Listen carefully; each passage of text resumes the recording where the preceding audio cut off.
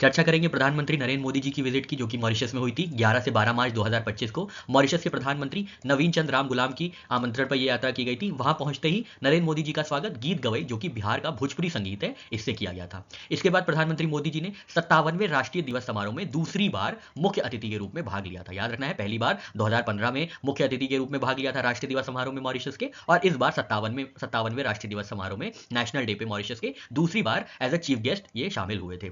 फिर प्रधानमंत्री मोदी जी ने वहां का सर्वोच्च सम्मान हासिल किया, grand commander of order of star and key of Indian ocean in Port Louis. Port Louis Mauritius की राजधानी है। वहां पे प्रधानमंत्री जी ने एक नई पहल की शुरुआत की, जिसका नाम है महासागर। याद रखना है, महासागर की शुरुआत मॉरिशस से की गई है।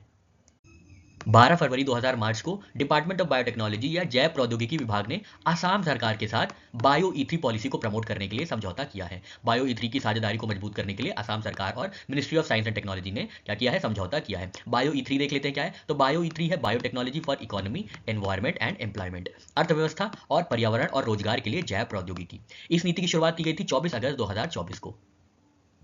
डाक विभाग और IISc Bangalore, department of post और आईआईएससी बैंगलोर के बीच digital address digital public infrastructure की टेक्नोलॉजी आर्किटेक्चर करने के लिए समझौता साइन किया गया है। ठीक है, design the technology architecture for digital address digital public infrastructure के लिए समझौता किया गया है डिपार्टमेंट ऑफ पोस्ट और आईआईएससी बेंगलुरु के बीच।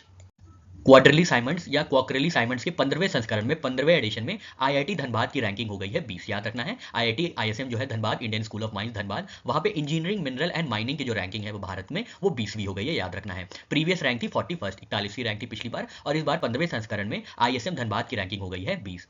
शीर्ष में जो कंट्री है, शीर्ष में जो देश है वो है संयुक्त राज्य America, United States of America.